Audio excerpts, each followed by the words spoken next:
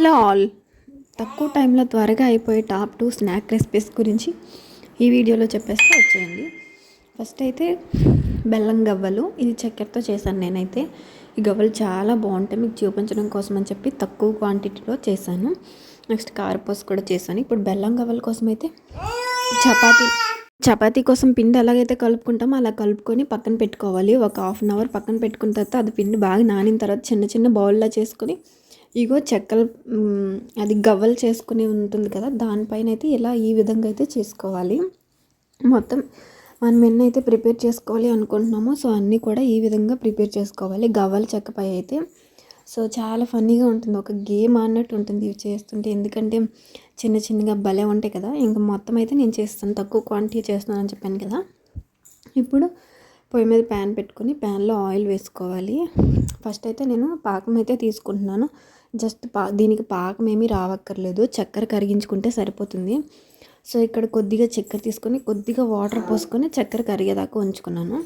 ఇంకా అది అయిపోయింది, పక్కన పెట్టేసి ఇంకో స్టవ్ మీద ఇంకో పక్క ప్యాన్ పెట్టుకొని ప్యాన్లో ఆయిల్ వేసుకొని ఇంకా ఆయిల్ హీట్ అయిందో లేదో చూసుకొని మిగతావన్నీ కూడా వేసేసుకోవాలి. ఇవన్నీ కూడా మంచిగా ఫ్రై చేసుకోవాలి. ఒక 10 మినిట్స్ హై ఫ్లేమ్లో పెట్టుకొని తర్వాత మరొక 10 మినిట్స్ లో ఫ్లేమ్లో పెట్టుకుంటే త్వరగా ఉడికిపోతాయి. ఇలా ఎర్రగా వచ్చిన తర్వాత వేయించుకొని ఇంకా పక్కన పెట్టేసుకోవాలి ఇవన్నీ కూడా. ఇప్పుడు పాకం చూడండి, ఈ విధంగా అయితే పంచదార అంతా కరిగాక మరుగుతూ ఉంటుంది. ఈ మరుగుతున్న పాకంలో ఇవి వేసేసి కలిపేసేయడమే. ఒక 5 మినిట్స్ పక్కన పెట్టేస్తే అది చక్కెర అంతా కూడా దీనికి అతుక్కుంటుంది అనమాట. దీనికి పాకం ఏమీ రావాల్సిన అవసరం లేదు, జస్ట్ చక్కెర కరిగితే సరిపోతుంది. ఇక్కడ చూడండి, ఇదంతా కూడా చక్కెర అంతా కూడా దీనికైతే అతుక్కుంది. ఇంకా మన టేస్టీ బెల్లం గవ్వలు అయితే రెడీ అయిపోయాయి. సో నేను చక్కెరతో చేస్తాను కదా, సో చక్కెర గవ్వలు రెడీ అయిపోయాయి కదా. సో ఇంకా ఇప్పుడైతే ఇంకొకటి మిక్చర్ టైపు అది ఒకటి చేసుకుందాము. ఇప్పుడు మనం మామూలుగా ఫస్ట్ చపాతీ కోసం మనం పిండి కలిపి పెట్టుకుంటాం కదా, సేమ్ అలాగే మనం ఎలా అయితే చపాతీ చేసుకుంటామో కొద్దిగా మైదా వేసుకోవాలి రుద్దేటప్పుడు, ఎందుకంటే మనకి సాఫ్ట్గా బాగా వస్తుంది కాబట్టి. ఇంక మొత్తం అంతా కూడా చపాతీ చేసుకున్న తర్వాత చాకుతో కట్ చేసుకోవాలి. కొంచెం జాగ్రత్తగా చూసుకోవాలి, అది కట్ చేస్తుంటే కూడిపోతూ ఉంటుందన్నమాట. సో మనం చూసుకొని జాగ్రత్తగా పిండి తడి చేసుకుంటూ కట్ చేసుకోవాలి. మనకి ఏ షేప్లో కావాలంటే ఆ షేప్లో కట్ చేసుకోవచ్చు, అది మన ఇష్టము. ఎగ్జాక్ట్గా ఈ షేపే రావాలి అనేమీ లేదు దీనికి. సో మీకు నచ్చిన షేప్లో కట్ చేసుకొని ఈ విధంగా అయితే చేసి పెట్టుకున్నాను అన్నీ కూడా.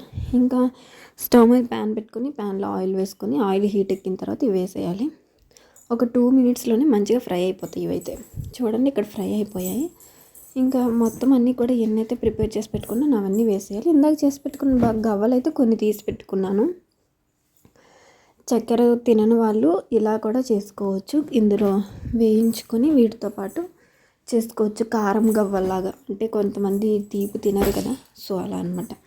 కారం గవ్వలు చేసుకోవచ్చు. ఇప్పుడైతే ఇవన్నీ ఫ్రై చేసుకున్నాం కదా మిక్చర్ గవ్వలు, ఇందులో తగినంత ఉప్పు, కారము, ధనియాల పొడి, కొద్దిగా గరం మసాలా వేసుకోవచ్చు, లేకపోతే లేదు, స్కిప్ చేసేయచ్చు, నో ప్రాబ్లం.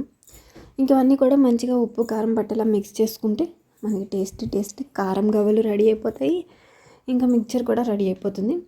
ఇంక ఇదైతే బెల్లం గవ్వలు. మొత్తం టోటల్ రెసిపీ అయితే ఇదండి. వీడియో నచ్చితే సబ్స్క్రైబ్ చేసుకోండి. ఇంకా మరిన్ని వంటల రెసిపీస్ కోసం మన ఛానల్ని సబ్స్క్రైబ్ అయిపోండి. ఇంకా ఈ రెసిపీస్ మీరు కూడా ఇంట్లో ఒకసారి ట్రై చేసి రెసిపీ ఎలా వచ్చిందో తప్పకుండా కామెంట్ చేయండి. నేనైతే ఇవి వాయిస్ ఓవర్ ఇచ్చేటప్పుడు నాకు మళ్ళీ చేసుకోవాలనిపించి మళ్ళీ చేసుకొని తినేసాను కూడా. సో వీడియో నచ్చితే సబ్స్క్రైబ్, బాయ్.